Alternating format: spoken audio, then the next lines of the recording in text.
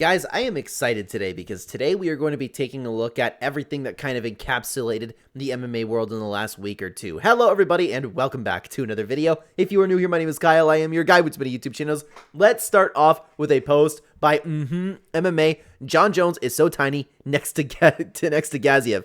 And I'm just, it's a video. I was very confused about this entire thing, but let's see. Oh my god, it's an AI video! It even says Vigil AI on it. I didn't even notice that. So he took Shamil's hat. Yeah, you don't do that. You don't do that. You don't do that. You don't do that. Why the hell would you do that? Why the hell would you do that to the GOAT Shamil Gaziev? Jon Jones? What's going on, man? Starting off strong, eh? You know I'd actually kill you if you ever did anything like that, right? You know I'd actually kill you, Shamil Gaziev. You know I would literally, you know what I do miss? All of the literally, respectfully jokes. I think Tommy Tohold started it, but it was an old MMA meme from Jon Jones where literally, respectfully, you can go F yourself, you know? Literally, respectfully, like no matter what Jon Jones was saying, literally and respectfully. I missed that. The GOAT and Jon Jones. That's right, Shamil, the GOAT Gaziev, starting off strong. Let's continue on, though, over to ACD MMA. Bro straight up disappeared off the face of the planet. Whoever he's at, I hope he's doing good. Yeah, actually, I haven't heard about Rory McDonald in a long time.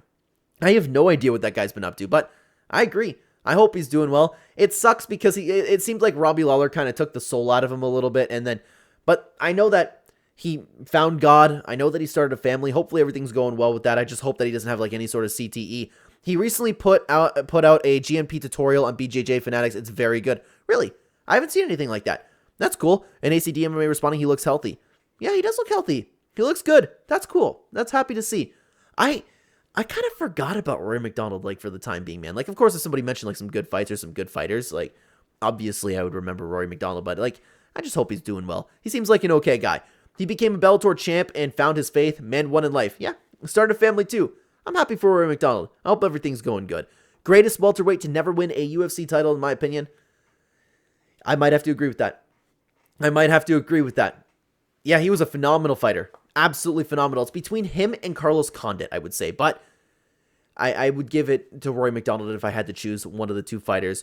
Honestly, I just don't think he was the same after that Robbie fight. He beats anyone else and wins the title 99 out of 100 times with the kind of performance he put on that night. Emptied the whole gas tank. Lawler survived some brutal strikes. It was spectacular. Robbie went full zombie mode, dude. Round 5 Robbie Lawler was something else, man. That was one of the greatest fights and greatest UFC cards that I have ever seen in my entire life, but how could you expect somebody to be the same after that fight? It's totally understandable. Someone else I haven't thought about in a while, guys. Let's continue on to Alex Benin. Vanderlei with hair trips me out. Dude, this actually looks very weird. Doesn't even look like Vanderlei. Oh my god. That's really strange. Really, really strange. More proof we're in a cursed timeline. Yep, that's totally accurate, 100%. Looks like Cyborg without the dress and heels. Dude, I love MMA culture on the internet, man. Let's continue on, though, to the next topic. Dovey posted this.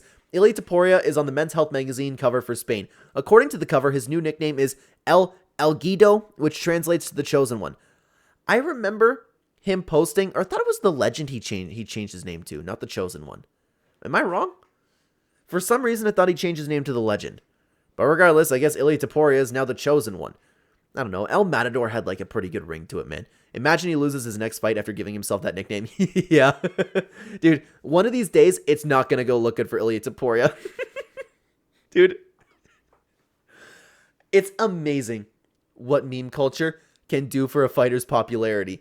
Goatsiev posted the incredible 24-hour fat burn, Men's Health get back in shape, 27 fat belly power foods, 30 red hot sex secrets, instant energy jumper cables for your brain, 5 fast money secrets, 792 cool new health, fitness, sex, and style tips. Oh, I love it, man. I wonder what Shamil Gaziev actually thinks of like everybody just memeing him to death. Amazing. Matador sounds better. I agree with that. I thought it was El Matador. Regardless, like Ilia Topuria had a really, really solid nickname, and I didn't really like the change, to be honest with you. But let's continue on again. Dovey with another post. Joe Rogan says UFC and Dana White made a mistake with Power Slap. I think the UFC effed up when they went with slap fighting. I've been telling them forever, you guys should get into kickboxing. Kickboxing with MMA gloves and a cage would be giant. For UFC fans, yes, it would be giant because there's a lot of casual UFC fans or just even some hardcore fans too that don't exactly love, the grappling in MMA. I'm personally somebody who really enjoys grappling, and I don't even mean, it's sad that I have to come out and say this, where it's like, I'm not one of those guys where it's like, yeah, I'm a hardcore and I'm better than everybody else. I just like MMA grappling no matter what. Don't want to be one of those guys. I legitimately love BJJ. I legitimately love wrestling. I legitimately love grappling. Okay? I love MMA. I love the sport. I do agree, though, that they should have gotten to kickboxing instead of slap fighting. I can't believe that, was an idea that left the table, man. UFC should totally go for kickboxing with MMA gloves. Excuse me there, guys. Also, they can grapple and fight on the ground, too. Submissions, of course, is allowed. Well, oh, wait, what? What? All right, weird reply. I don't know why we're grabbing that one, okay? One Championship is becoming a better product right now. Based! Damn near every week they're putting on banger fights and cards. Dude, I love One Championship. I love One Championship. I love their events. I love the fighters. Dude, One Championship is my favorite MMA organization. I wish there was, as much media and as many memes as the UFC had, because their events, I don't think I've had a One Championship event that I've watched it disappointed, to be honest with you. They are absolutely incredible, and I love that somebody else is shouting them out over here. He's right. A major promotion and the push behind kickboxing with MMA gloves would be massive. There's a lot of the fan base that like wrestling and ground game, but just as many would love to watch guys fight with just stand up and clinch work. Yeah, absolutely. And could you imagine the wars that we could have if these guys weren't afraid to engage? But then again, I understand the people saying just, hey, go watch kickboxing, go watch Muay Thai. I agree that you should do that, and that's perhaps another reason to go watch One Championship. They have fantastic athletes over there doing their thing. ACD MMA posted this. I really miss 2016 as an MMA fan. It was unmatched. We really had Nate Diaz on the Conan O'Brien show. Such an unserious year. It's kind of strange to look back on, eh? Really strange. I do miss it. I love MMA now, and I still love the sport to this day. And there's a lot of great fighters, and the talent level is, depending on the division, getting better. But I do miss the 2016-ish years with Conor McGregor, Nate Diaz, all those guys. The lightweight division was insane. It's nostalgic. It's nostalgic. Nate Diaz, I bet he's wearing that same black t-shirt. 2016 was the year we gained 100 million casual fans. But I agree with the reply over here. It's great for the sport. I love that. The UFC being bigger is always a great thing. I'm okay with the casual fans coming in. I still say, what is this, the Money Channel all the time, dude? My friends and I still say stuff like that all the time. I don't say this is the Money Channel, but there are actually like a ton of things that we've regularly quoted still to this day throughout the UFC years. I think probably one of the biggest ones that a couple of my friends and I do, and this is like out of pure cringe, right?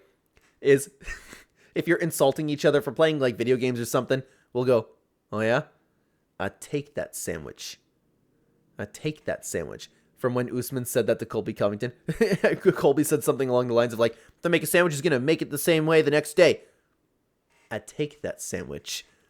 So we just use it as an insult. But that's just one thing out of the many things over the years in MMA that we've still quoted to this day. So I can totally relate to something like that. Back when the fighters had natural charisma. Why is that now? Is it because everybody is like fabricating their charisma? It must be, man. But there's also, I don't know the reason for that, but it's true. Fighters did have natural charisma back then.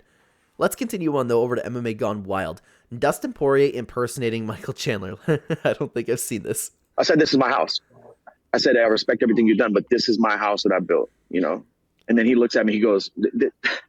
Oh, I've seen this. I've seen this because he goes, this guy's a dweeb. Such a freaking dweeb. Yeah. He looks at me, right when I say this is my house, he goes, what, Madison Square Garden's your house? Madison Square Garden's your house? He goes... Dude, Dustin just hates Michael Chandler. He just hates him. And understandably so. Dude fish hooked him in the octagon. What? Then he points down on the mat. He goes, this logo on the mat, this is your house? And I'm like, I tapped him on the shoulder. I said, all right, bud. Okay, bud. Dude, yeah, you got him good there, man. Hang on. This is my house. He goes, what, Madison Square Garden's your house? Madison Square Garden's your house? He goes, it's so petty. I love it. Chandler seems like that kid that would bring up the homework assignment to the teacher. What? Oh, and he'd make a speech about it too.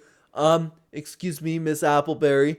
I believe the right thing to do would be to assign homework so we could all, properly receive our education. And then all the kids are looking over at Michael Chandler and he just sits down like, I'm just trying to do the right thing. I'm just trying to do the right thing.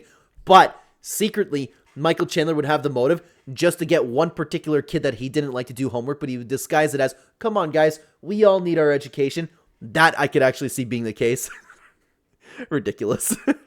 Mike came up to shake his hand to be a good sport, and Dustin says, this is my house. Terrible sportsmanship from Dustin. Talking trash after you win is not a good character trait. With that said, Chandler fought dirty, but there's a right way to address that.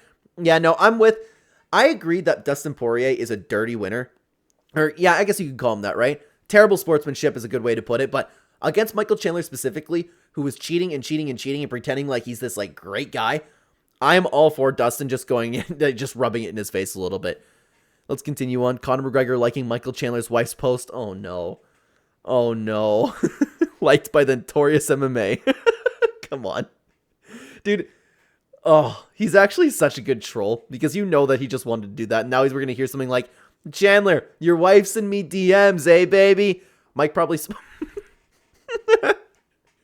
McGregor's name out during lovemaking. Oh, my God. Conceiving his child. What should we name him? Conor McGregor! You know he yells Conor when they get it on. Oh, how many people are going to say this? There have been some really good replies today, guys. I'm enjoying making this video, man. Sorry about that, guys. I had to do a little bit of a jump cut over there. Committed MMA had this to say. If cheating were a betting prop, Michael Chandler's odds would be minus 1,000. Yeah, 100%, dude. I would put it as a parlay piece. Is Michael Chandler going to cheat in a fight? Now, bonus, is Michael Chandler going to cheat in the fight and then do this? Like, I wasn't cheating. What do you mean? That wasn't on the back of the head. You know, something like that. Dude, yeah, that would be in the thousands of a favorite. He should just say, I took it too far with Dustin and I apologize. Yeah, he should say that, but, you know, we're not going to get that from Michael Chandler, are we? He's just going to say, you know, it's a fight. Things happen. Things happen. It's a fight. It's just, people are also educated on exactly what the back of the head looks like, and you should totally watch this video if you want to continue watching MMA content. You just need to educate yourself on the back of the head, and I would love to have you over there. Thank you so much for watching, everybody. Take care.